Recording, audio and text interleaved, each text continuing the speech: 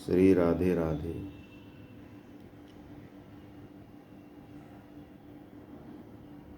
जब हम लोग गंगा स्नान करने जाते हैं,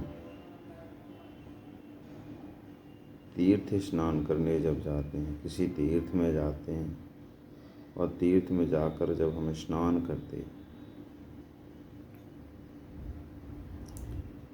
तो हम लोग प्रायः यही समझते हैं कि हम अकेले गंगा स्नान करने जा रहे हैं।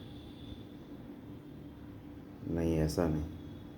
हमारे शास्त्रों में ऐसा नियम है कि जब हम गंगा स्नान या तीर्थ स्नान के लिए, जब भी तीर्थ यात्रा के लिए भी जब जाते हैं, तब हमारे साथ में हमारे पितृश्वर और देवतागण भी हमारे साथ चलते हैं। क्योंकि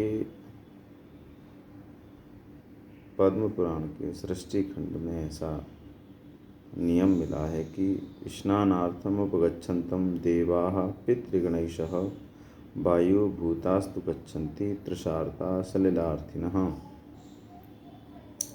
कहने का मतलब है कि स्नानार्थम उपगच्छन्तं, जैसे हम स्नान के लिए जाते हैं गंगा इत्यादि के, तो देवा पितृगणैशः, देवता और पितर हमारे साथ तुरंत तैयार हो जाते हैं चलने। किस रूप में?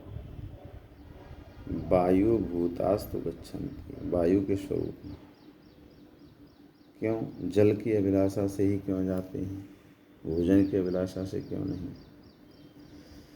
क्योंकि ऐसा लेख है कि पितरों को वे स्वयं जल नहीं पी सकते। अगर वो किसी भी जलाशय पर स्वयं जल पीने जाते हैं तो वहाँ जलाशय के जो रक्षक हैं वो उनको जल पीने नहीं देते। हम लोगों को ये स्वतंत्रता है कि हम जब उनको जलांजलि देंगे तब वो जल को स्वीकार करते हैं। तो जल की इच्छा से वो हमारे साथ जाते हैं।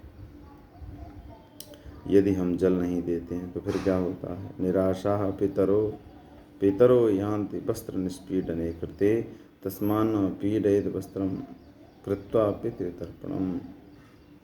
और जब हम स्नान करने गए, हमने स्नान कर लिया, वस्त्र निचोड़ दिए, कपड़े पहन लिए, इसका मतलब ये पुत्र हमारा तर्पण करने वाला नहीं है। क्यों? क्योंकि तर्पण में बीच में ऐसी क्रिया आती है जिसमें वस्त्र निचोड़ा जाता है और सारे वस्त्र हमने पहले ही निचोड़ दिए, तो अब ये तर्पण नहीं करी, इसलिए वो निराश होकर के और चले जाते। तो इसलिए आप जब भी गंगा स्नान, किसी भी नदी स्नान करें तीर्थ में, तो यथासंभव हो तर्पण अवश्य करें। नहीं करते तो पितरों से संबंधित समस्या धीरे धीरे बनते बनते बहुत बड़ी हो जाती है और एक दिन ऐसा आएगा कि अपने घर में संतान की भी उत्पत्ति होना कठिन हो जाएगा। श्री राधे।